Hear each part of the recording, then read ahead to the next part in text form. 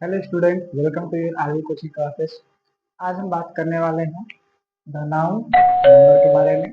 अब देखते हैं कि जो द नाउन नंबर होता है, हमें इसलिए पढ़ना इंपॉर्टेंट होता है क्योंकि हम जितने भी नाउन पढ़ते हैं, ठीक है, वो नाउन की संख्या एक भी हो सकती है और एक से अधिक भी हो सकती है।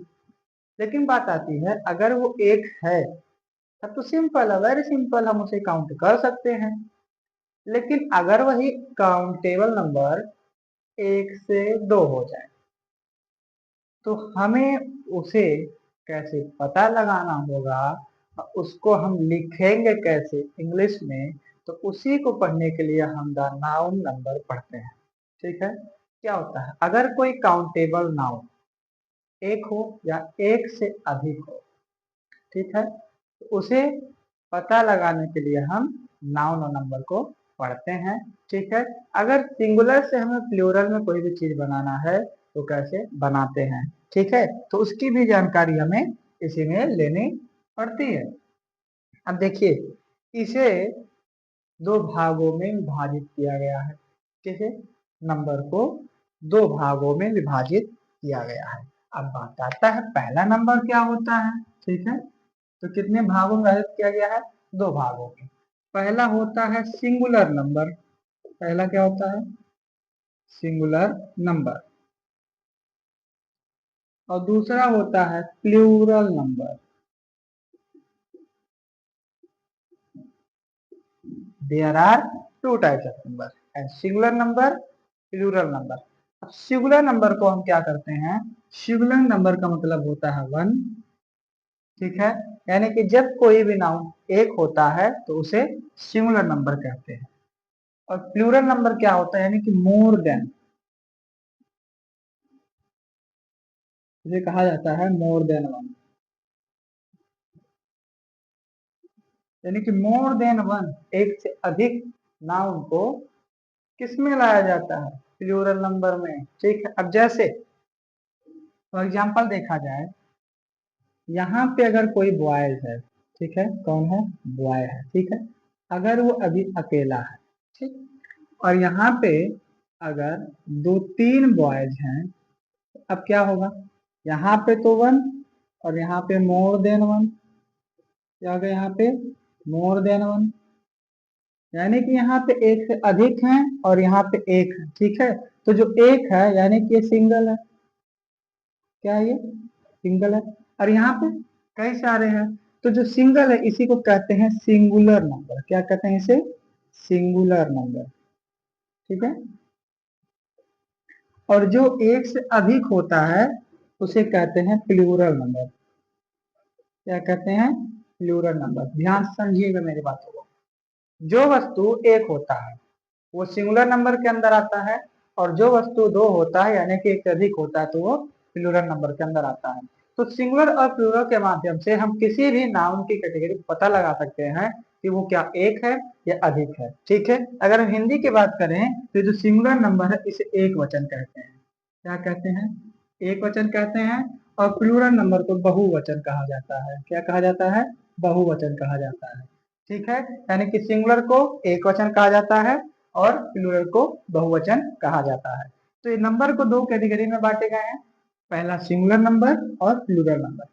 सिंगुलर नंबर में कोई भी काउंटेबल नाउन जब एक होता है यानी कि वन होते हैं तो वो सिंगुलर में आते हैं, और जब वन से ज्यादा होते हैं यानी कि मोर देन वन होते हैं तब वो प्लूरल नंबर में आते हैं। ठीक है, अब बात आता है कि हम सिंगुलर से प्लूरल में कैसे बनाते हैं। क्या? सिंगुलर में हम प्लूरल कैसे बनाते हैं? अक्सर देखा जाता है कहीं पे किसी भी वर्ड के आगे या यस लगा रहता है, कहीं पे ई एस लगा रहता है, कहीं पे आई ई एस लगा रहता है, कहीं पे वी ई एस लगा रहता है। लेकिन ये सिस्टम क्या होता है कि हम किसी के वर्ड के आगे कैसे आई ई एस लगा देते हैं, वी ई एस कैसे लगा देते हैं, यस और ई एस कैसे लगा देते हैं। तो आज हम इन सभी रूल को एक एक स्टेप बाय स्टेप समझने वाले हैं। ठीक है, तो समझने के लिए आपको सबसे पहले देखिए क्या करना पड़ेगा, चैनल को लाइक और सब्सक्राइब करना पड़ेगा और शेयर भी करना पड़ेगा। तो आपको हम इसके और भी कई सारे पार्ट को बताते हैं। ठीक है, तब तक आप इतना नोट कर सकते हैं। तो चलिए अब हम आगे देखते हैं कि हमारा ये रूल क्या होता है सिंगुलर से प्लूरल में बनाने के लिए किसी भी वर्ड को, ठीक है। तो रूल के अकॉर्डिंग देखा जाए तो जो हमारा पहला रूल आता है वो क्या कहता है कि सिंगुलर में एस जोड़कर, क्या कहा जा रहा है, सिंगुलर में एस को जोड़कर भी हम प्लूरल बनाते हैं। फॉर एग्जाम्पल, अगर जैसे कोई वर्ड है कार, क्या है, कार, ध्यान से समझिएगा तभी समझ में आएगा क्या है, कार। अब कार जो है छोटा वर्ड है नॉर्मली, अब यहाँ पे एस, ना ई एस, ना आई ई एस, ना वी ई एस, कुछ भी नहीं लगा है, तो इससे क्या पता चल रहा है कि ये भी सिंगुलर है।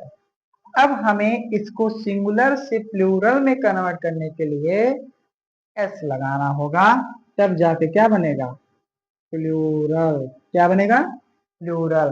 तो क्या होगा, कार, यहाँ पे कार, क्या होगा, कार, और ये कार। तो देखिए ये क्या है, सिंगुलर से प्लूरल बनने का नियम है, जो कि रूल नंबर कौन कहता है, पहला, ठीक। अब दूसरा क्या कहा जा रहा है, जिन नाउन के अंत में यस या एस एच या सी एच या एक्स या ओ हो, उनमें ई एस जोड़कर सिंगुलर से प्लूरल बनाया जाता है। अब देखिए क्या कहा जा रहा है, अगर कहीं पे नाउन के अंत में यानी कि किसी भी वर्ड के लास्ट में या यस हो या एस एच या सी एच या एक्स या ओ, तो हम वहां पे क्या जोड़ते हैं, वहां पे हम ई एस जोड़कर सिंगुलर से प्लूरल बनाते हैं। फॉर एग्जाम्पल में देखा जाए जैसे